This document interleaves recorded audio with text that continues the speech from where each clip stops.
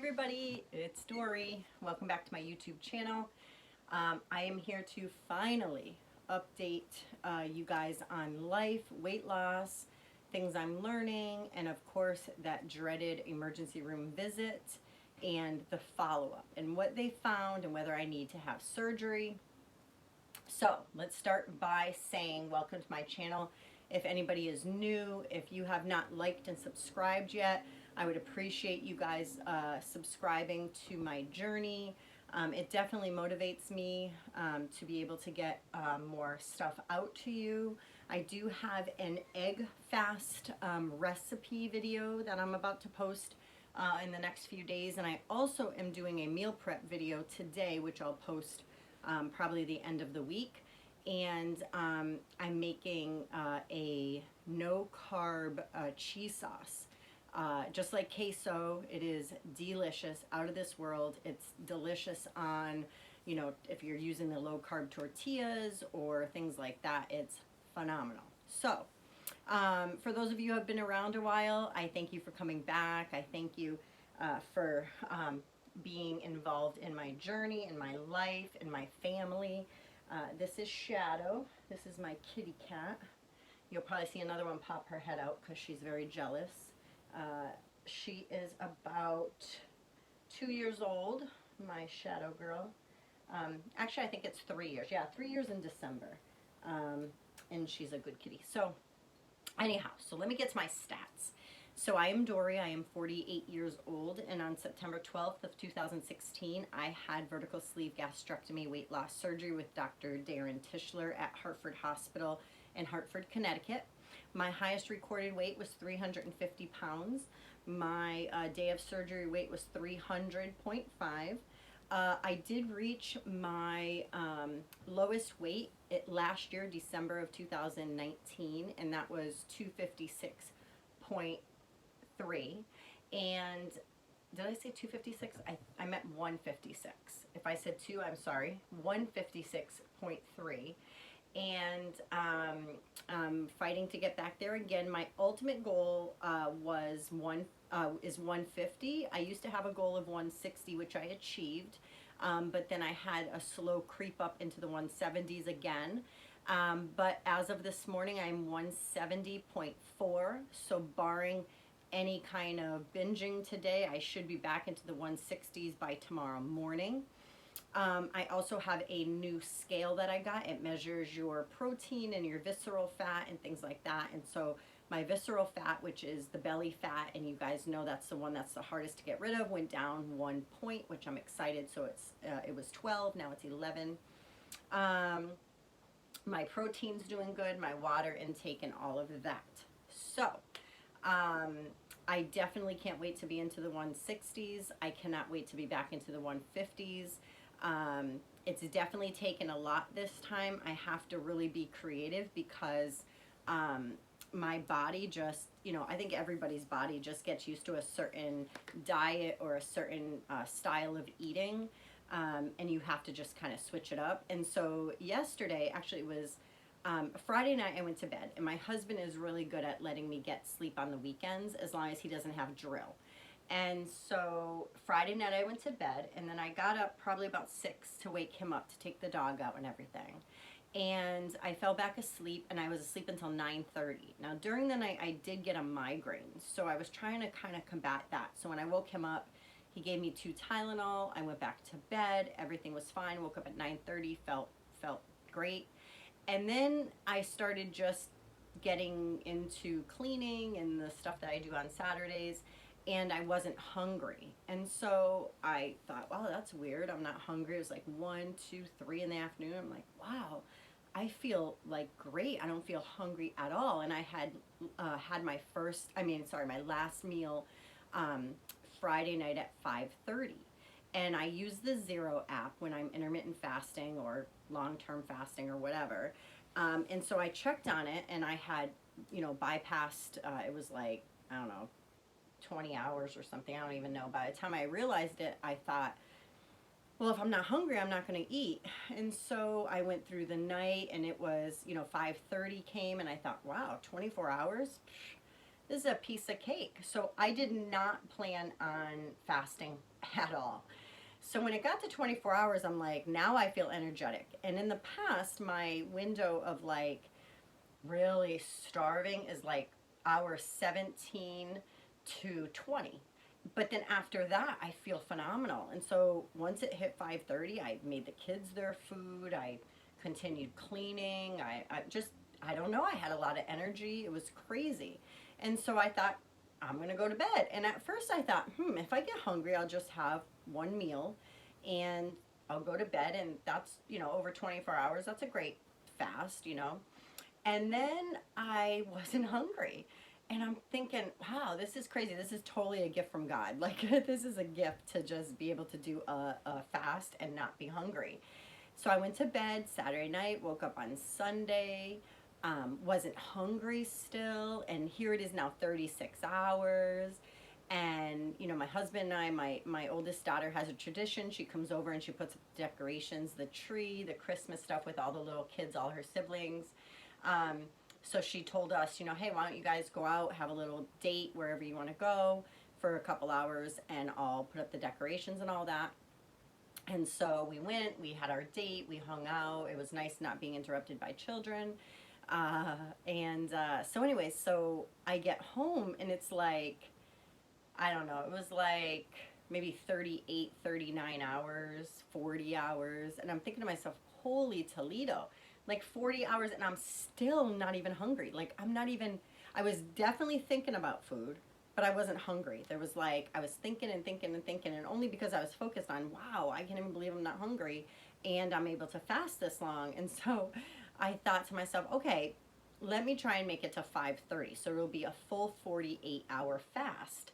And if you guys follow Thomas DeLauer or Eric Berg or any of them, Dr. Mindy, I think her last name is Lewis, any of them who, I think, Dr. Boz is another one. She's fantastic. But anyways, they talk about intermittent fasting. They talk about extended fasting. And so I turned on, it was like hour 43.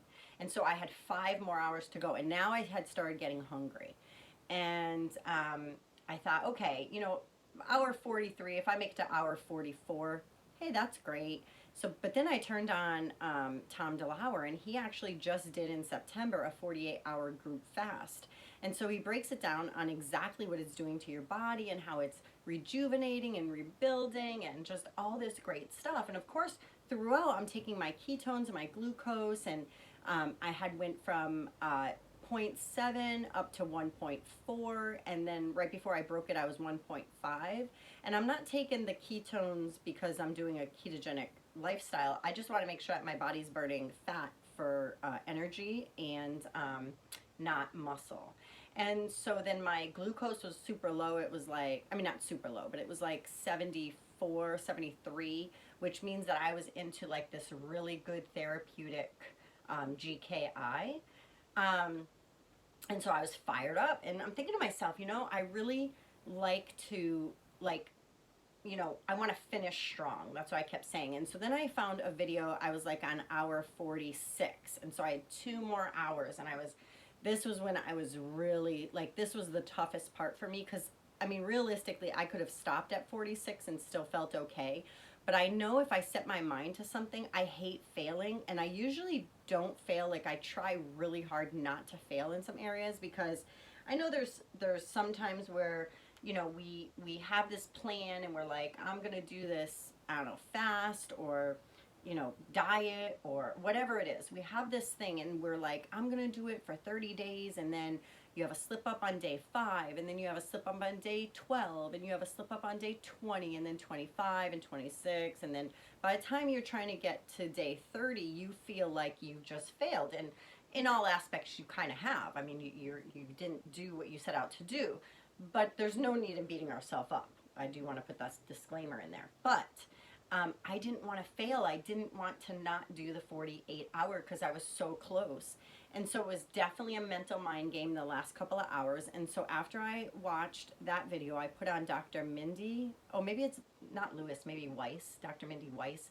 Anyhow, so her video opened up with I think you might have found me because you're doing an extended fast and you need to have some encouragement to finish. And I thought, oh, this is perfect. So I listened to everything, and she broke down long-term fasting and what it does at like hour 12 and hour 15 and hour 18 and all that. And it got all the way up to 48. And she was actually going into a 72-hour fast. Which my longest has been 59 hours. But then I did really feel like junky after that. So 48, like Thomas DeLauer said, is really the optimal one. Anything over that is really, you're not really doing anything that the 48 is doing. And so anyhow, so, you know, last couple hours, that's what I needed. I needed that encouragement. I kept my mind, you know, going. I kept you know, distracting myself. I kept, you know, I made dinner for the kids. And now, mind you, this whole time I'm feeding my children and my husband, and I'm not like away from food. I really had to fight to get through this. But then I checked my ketones just one more time before I broke it, 15 minutes before my 48 hours, and it was 1.5. The GKI was like 2 point something, which was still therapeutic. Ketosis, which was phenomenal. I was very, very happy.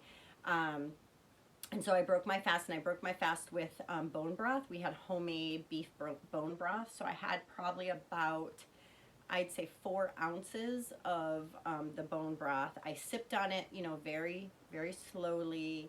And then I was going to drink a protein shake. Which is probably good to do because it gives you like all the protein that you're about to get into your body will be like magic for all your cells that have been starved and everything. And so I was going to do that, but by this time it was like 6 o'clock, and I don't want to eat too late because again today I'm intermittent fasting a little bit, and so I just really wanted to stay on track and not have to eat a big meal after the protein shake, you know, too late into the night. So I skipped the protein shake, and instead I had a baked potato, a baked sweet potato that I had baked earlier in the day, knowing that I would want to have that. And then I had butter on it, and then a cheese sauce that I was just telling you guys about that I'm going to make and put on a video for you. I had that.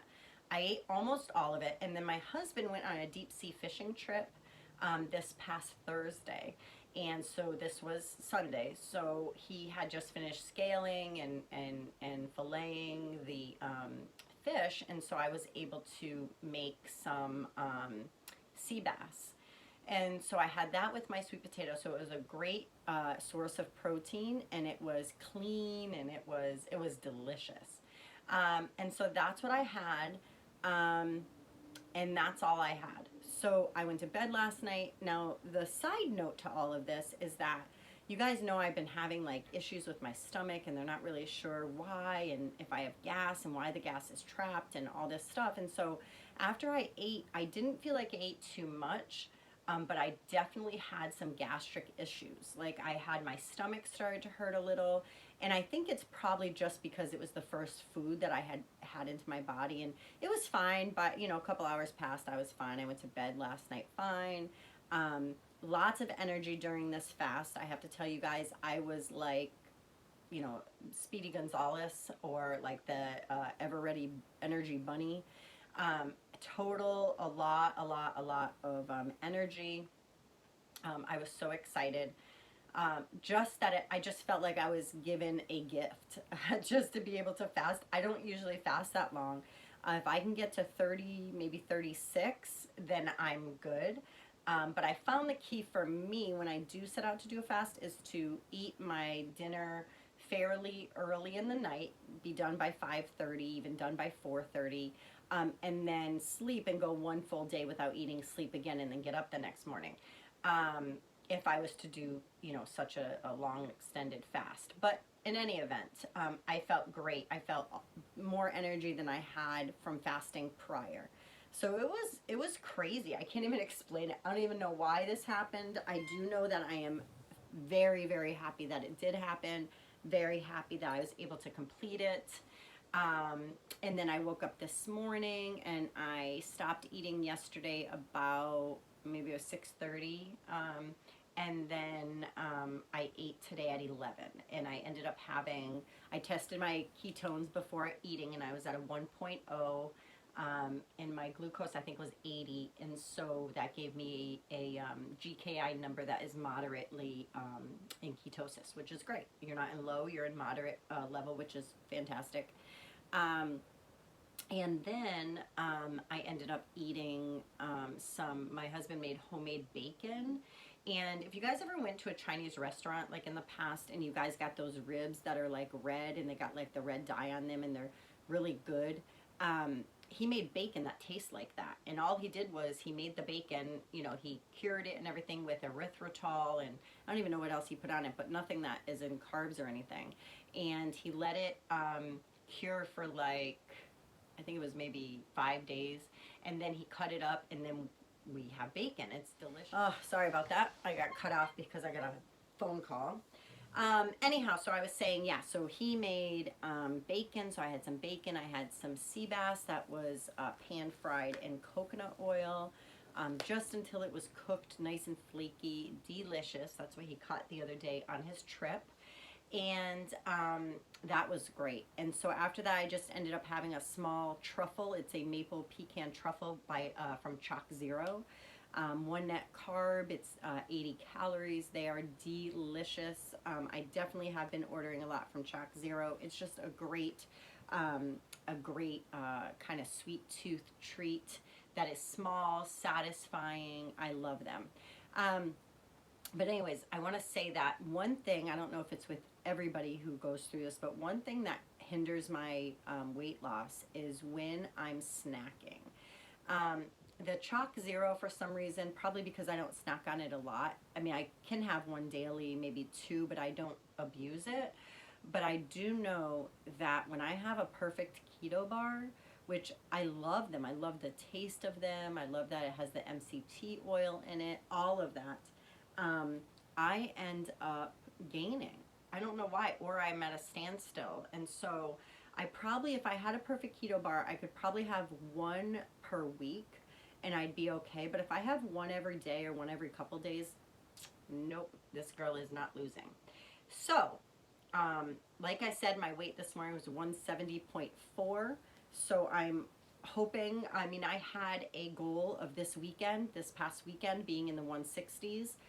Today's Monday and I'm 170.4, so I didn't really kind of fail that goal.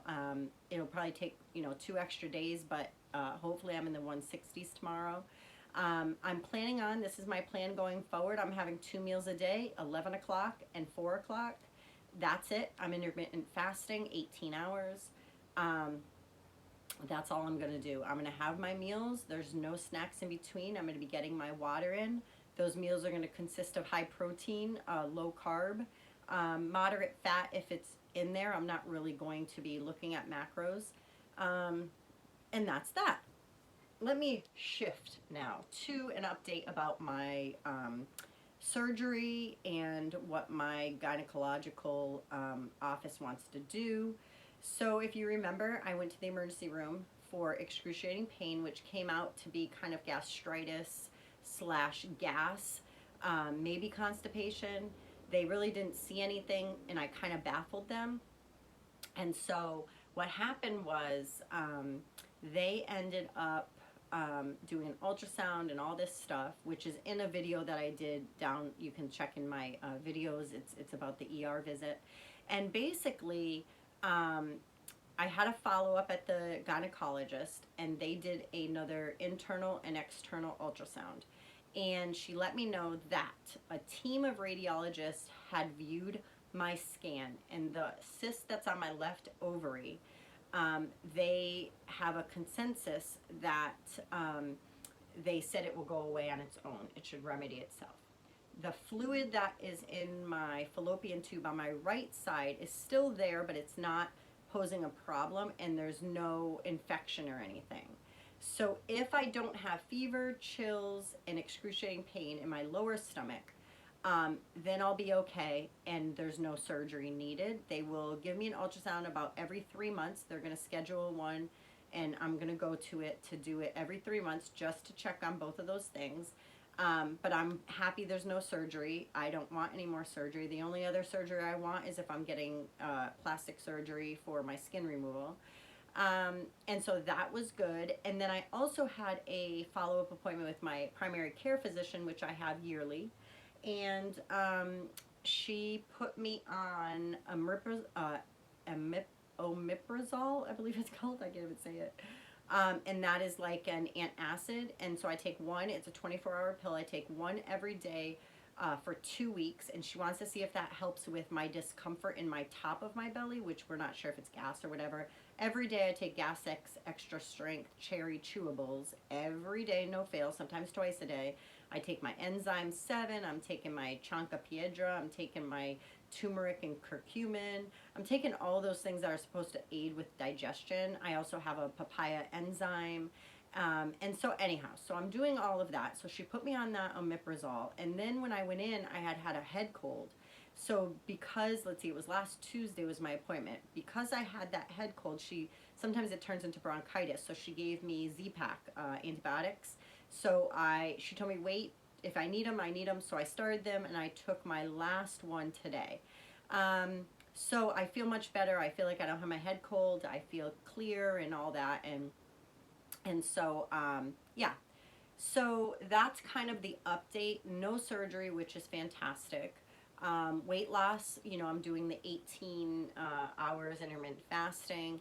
I will say that because this fast went so well, I'd like to do another one. I'd like to do it maybe once a month. Yeah, I know that it's probably not going to go as easy peasy, but maybe it will. But that's what I'm going to do. I'm going to plan on doing that. I'm going to plan on doing my meal prep. The last week or so, I was not in the mood, like probably a little bit after I got out of the hospital, I was not in the mood for kind of not too much beef, and I just wanted chicken, and I don't know, my taste buds were kind of out of whack from that hospital stay, and it was just crazy. And so I'm going to start meal prepping again like I usually do, and I will film it. I will put it out there. Because last week I really wanted like chicken salad, so I just made some chicken salad. I've been hard boiling eggs, and I made some egg salad, and that's kind of what I wanted last week. This week I'm more into the fish. My husband caught a ton of fish. He got some porgies, he got sea bass, he got cod, blackfish. So we have tons of frozen fish, and plus I buy fish anyways all the time. And so I think I'm just going to probably do seafood this week if that's what I'm in the mood for. I am going to make some taco meat. The other meat mixture I make, I know somebody had commented that they wanted to know how to make that, so that's coming up. I'm going to have that. And that's really it, guys. That is my update. I'm feeling great. I'm feeling very healthy. I'm feeling like things are well.